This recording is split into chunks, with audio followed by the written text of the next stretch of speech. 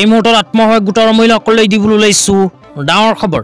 তো যিসকল আত্মসহায়ক গোটৰ মহিলাসকলে মুখ্যমন্ত্ৰী মহিলা উদ্যমিতা অভিযান আঁচনিৰ 10,000 টকা পোৱাৰ বাবে ফৰ্ম ফিলআপ কৰি জমা দিছে, সেইসকল মহিলাই ভিডিঅ'টোত ক্লিক কৰিছে যদি অনুগ্ৰহ কৰি ভিডিঅ'টো স্কিপ নকৰি প্ৰথমৰ পৰা শেষলৈ চাই থাকিব, কিয়নো এইটো ভিডিঅ'ৰ মাজত আত্মসহায়ক গোটৰ মহিলাসকলক 10,000 টকা কেতিয়া প্ৰদান কৰিব এই বিষয়ত এখন গুৰুত্বপূৰ্ণ আপডেট প্ৰদান কৰিম। অনুগ্ৰহ কৰি ভিডিঅ'টো স্কিপ নকৰি প্ৰথমৰ পৰা শেষলৈ চাই থাকিব।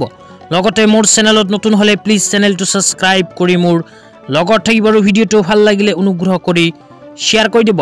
তো যিসকল আত্মসহায়ক গোটৰ মহিলাসকলে 10,000 টকা পোৱাৰ বাবে মুখ্যমন্ত্ৰী মহিলা উদ্যমিতা অভিযান আঁচনিৰ ফৰ্ম ফিলআপ কৰি জমা দিছিল, সেইসকল আত্মসহায়ক গোটৰ মহিলাৰ বেংক একাউণ্টত অসম চৰকাৰে অতি শীঘ্ৰেই প্ৰদান কৰিব 10,000 টকা। তো 10,000 টকা কিমান তাৰিখে প্ৰদান কৰিব এই বিষয়ত কেইজনমান ভিউৱাৰ্ছে মোক কমেণ্ট কৰি জনাই আছে যে অহা 1 ডিচেম্বৰ তাৰিখে আত্মসহায়ক গোটৰ মহিলাসকলৰ 10,000 টকা সোমাব নেকি।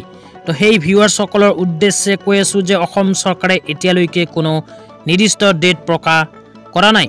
তো অসমৰ মাননীয় মুখ্যমন্ত্ৰী ডাঙৰীয়াই কেইদিনমান আগত এখন মিটিঙত উল্লেখ কৰিছিল যে অহা 1 ফেব্ৰুৱাৰী তাৰিখে আত্মসহায়ক গোটৰ মহিলাসকলৰ বেংক একাউণ্টত 10,000 টকা সোমাই দিব, কিন্তু অফিচিয়েলভাৱে এতিয়ালৈকে কোনো আপডেট অহা নাই।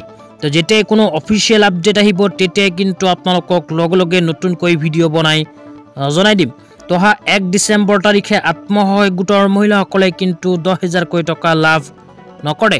তো আজি ইমানেই। ভিডিঅ'টো চাই কেনে পালে নিশ্চয় কমেণ্ট বক্সত কমেণ্ট কৰি জনাই দিব। লগতে মোৰ চেনেলত নতুন হলে এনেকুৱা নতুন নতুন ভিডিঅ' সকলোতকৈ আগত পাবলৈ প্লিজ চেনেলটো সাবস্ক্ৰাইব কৰি মোৰ লগত থাকিব।